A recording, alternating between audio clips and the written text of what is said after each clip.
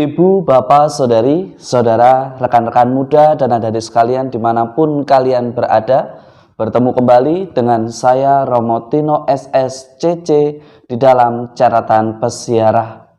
Dalam perjalanan persiaran hidup kita, perbedaan menjadi hal yang biasa dan wajar.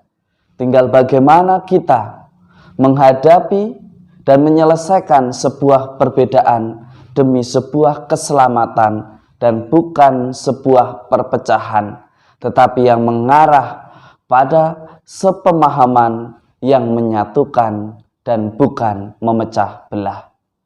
Sebelum kita mendengarkan permenungan dari catatan pesiarah, marilah kita membuat tanda kemenangan Kristus.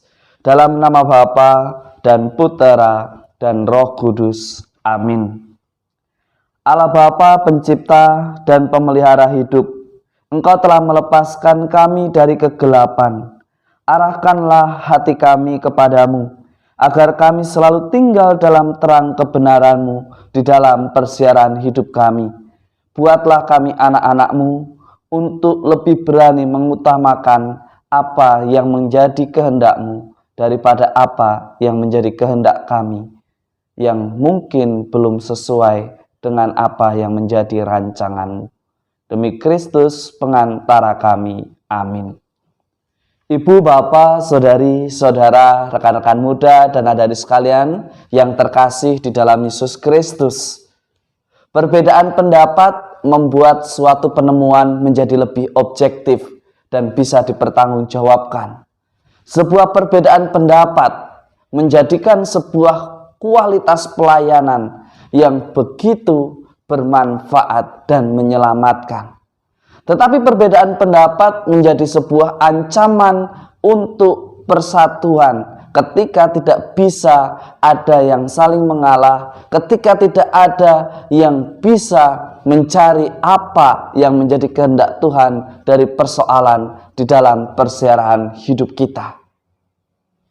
Suatu perbedaan akan menjadi berkat ketika setiap insan yang terlibat di dalamnya mencari apa yang menjadi kehendak Tuhan. Tetapi berbeda ketika perbedaan pendapat hadir dan kita semua hanya memperjuangkan apa yang menjadi kesenangan dari masing-masing pribadi, maka yang terjadi adalah sebuah perpecahan.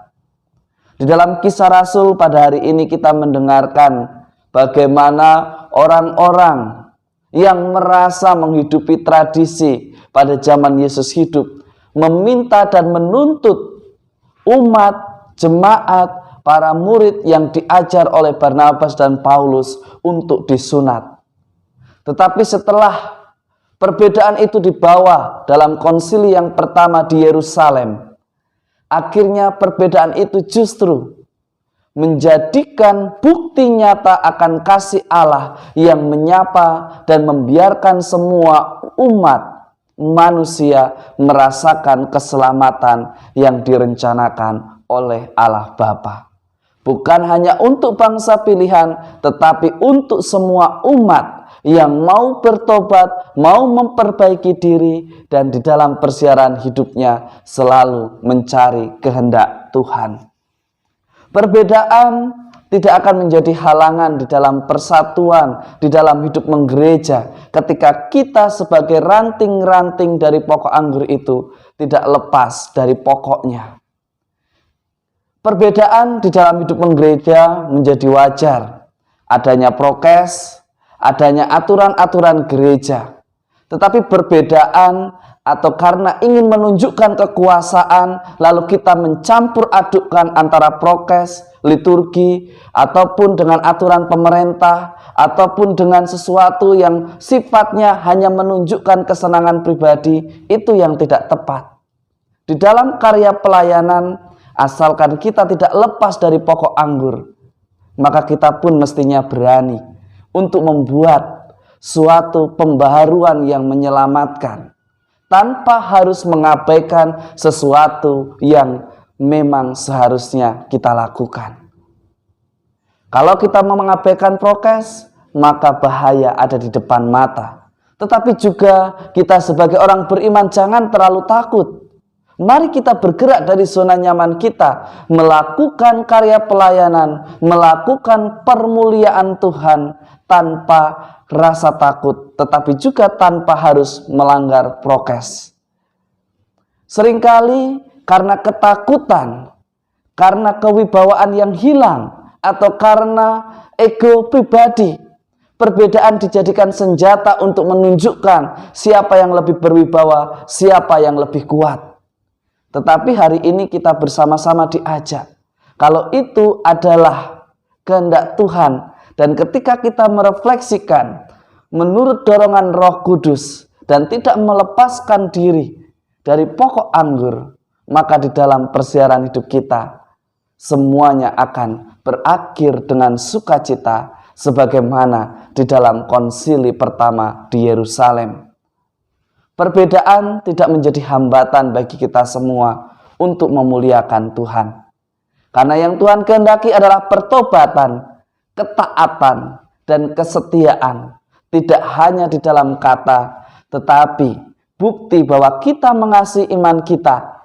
Kita menghidupi apa yang kita imani, berani bersaksi tanpa harus melanggar prokes yang ada.